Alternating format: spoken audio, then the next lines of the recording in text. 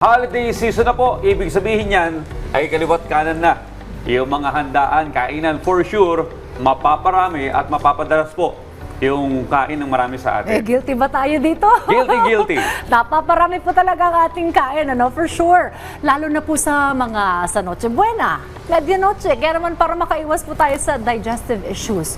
During the holidays, konsultahin muna natin ang ating kaibigan na doktor, at eksperto po pagdating sa kalusugan na si Doktora Via Roderos Galvan. Doc Via, si Audrey po yung magpapa-online consultation na rin po sa inyo Doc ngayon. Via, good morning. Good morning!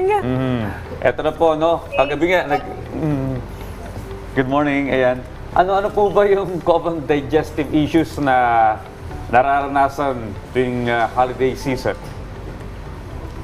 Ako, it's holiday season po, so uso na naman ang mga kainan, Pero hindi maiwasan to really have to go to parties, na medyo yung mapaparami yung kain natin, But it's good to talk about indigestion right now, Kasi that's a more common problem actually when it comes to the holiday season, na medyo naparami yung kain, naparami yung inom, But ang indigestion is actually a common digestive problem. That's not really not that serious, if it's only standing as it is. So usually ang nararamdaman natin pag nagkaroon tayo ng indigestion, or mas kilala natin sa tawag na impatcho,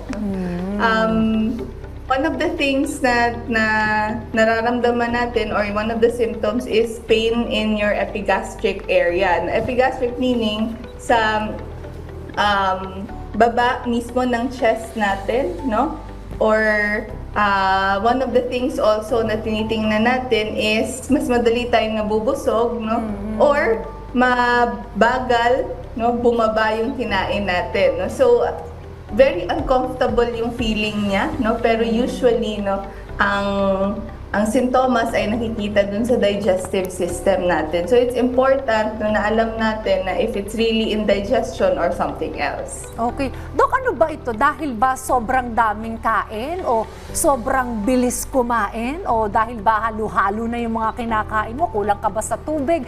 Ano ba ang dahilan nitong nabanggit mo ay indigestion at saka yung impatcho, Dok?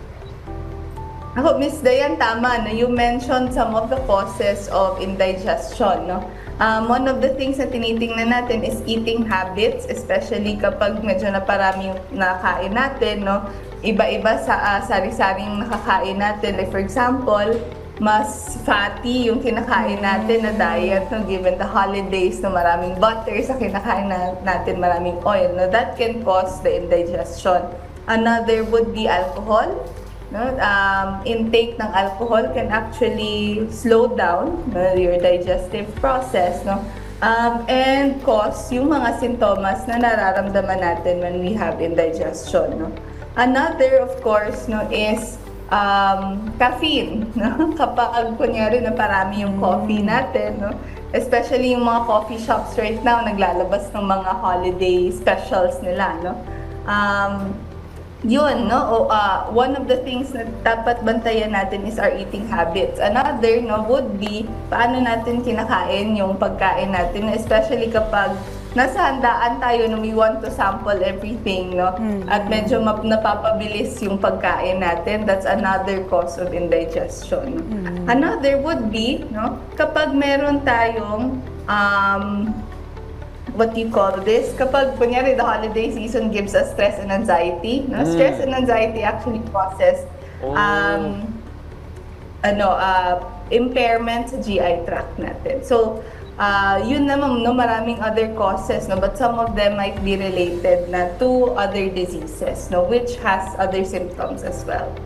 Ito na nga, Doc Via, kahapon nakaramdam na nga po ako ng konting pain sa aking... Nagsuka ka nga ng acid, sabi mo acid. Pero ang question ko dito, kapag oily foods ba, at saka yun na nga, sinabi ni Doc Via, napaparami yung caffeine, nagkakos ba ito ng hyperacidity? Yes, tama ka dyan, Sir Audrey, kasi ang oily food, is yung mga pinagbabawal or nire-reduce namin sa mga pasyenteng may acid disease or may GERD, in the similar way, no, na it can cause hyperacidity or GERD, no, ang ano kasi ang pagkain ng fatty foods actually will slow down the digestive process, no, mas mabagal yung pagtunaw natin ng pagkain.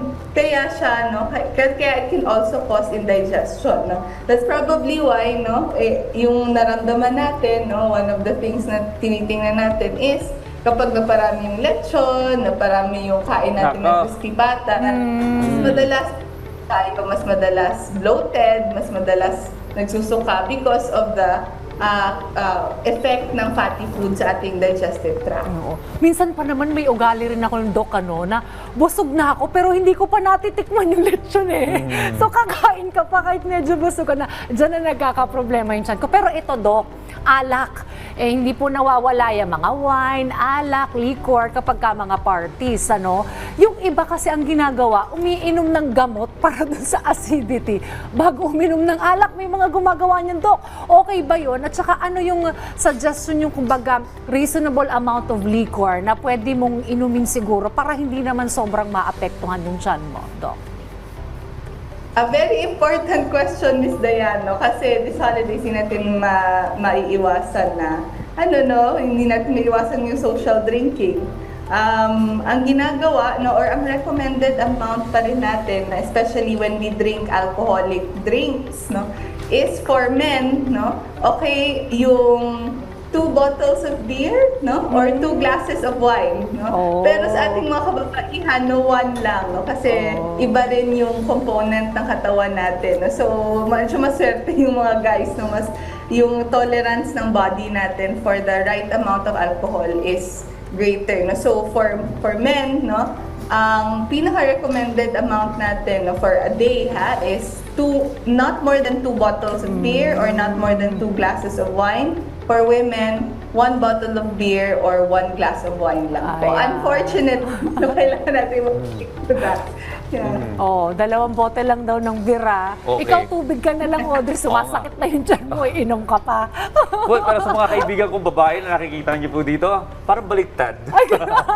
Mas malakas daw yung mga babae. Anyway, Doktora, may mga indicator po ba kung emergency na at dapat nang dalhin sa ospital ang isang pasyente? Kagaya ko kagabi, no, ang ginawa ko lang, nag-take ako ng mga antacids dahil medyo namimilipit na nga ako sa sakit.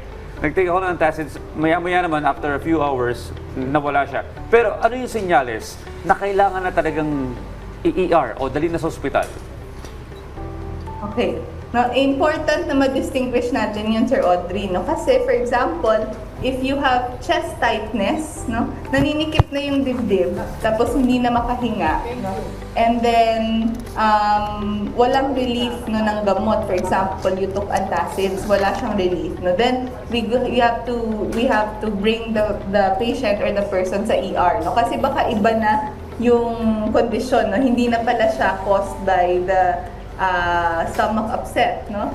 Something na sa cardio-related na pala siya, especially if pareho yung sintomas with heartburn, no? Kasi may chest tightness din minsan no? So if it becomes if it is not relieved by medicine, no? Tsaka may shortness of breath na, dalhin na po natin sa ER, no? Another digestive problem, no, na nakikita natin na dapat ikonsulta na natin sa doktor, no, is pag nakakita na tayo ng blood sa stools, no, or karoon ng unexplained weight loss, no, or bigla na lang bumagsak yung timbang natin, no. Another, no, would be of course yung patuloy, no, or hindi nagsa-stop na pagsusuka, no, pagtatae, no. That's another gastric problem, no, na kailangan natin i-konsulta na sa doktor. Okay, siguro panghuli na lamang, Doc Via, ano po yung inyong mga practical tips sa ating po mga ka-RSP para while enjoying the holiday season, festive ito, makaiwas po sila sa mga digestive problems? Go ahead. This holiday season po, no, it's not bawal to enjoy, no, hindi natin pinagbabawal. Actually, we encourage, no, being able to spend time with family and friends through food, no. But we have to be mindful of what we eat, no. Hindi man natin maiwasan, no, to eat yung mga rich na foods, no. We have to always take that in moderation. No? It's okay to sample yung mga food na yan, no? But we always have to be mindful kung ano nararamdaman natin. Kapag kunyari nararamdaman natin na, oops, medyo may ano na hindi na okay sa katawan, no? We have to also learn how to stop. And of course, no, one of the things na kailangan natin gawin, no, is to always chew our food well. No, wag po tayong magmadali to sample everything because no, mas better po, mas na-enjoy natin ang pagkain kapag nilalasap, nilanamnam natin ito. And it also helps our digestive tract. So yun lamang po at happy holidays po sa ating mga ka-RSP. Ayan. So, ang magiging Noche Buena ko ngayon, pinakbet. Chop suey. Chop suey. Tapos ang drinks mo, tubig na lang. Kaya buko juice. Well, happy holidays, Doc V, at salamat sa iyong mga tips para mapangalagaan pa rin natin ang ating kalusugan while enjoying the holiday season. Ayan. Advance Merry Christmas, Doc Via. Maraming salamat.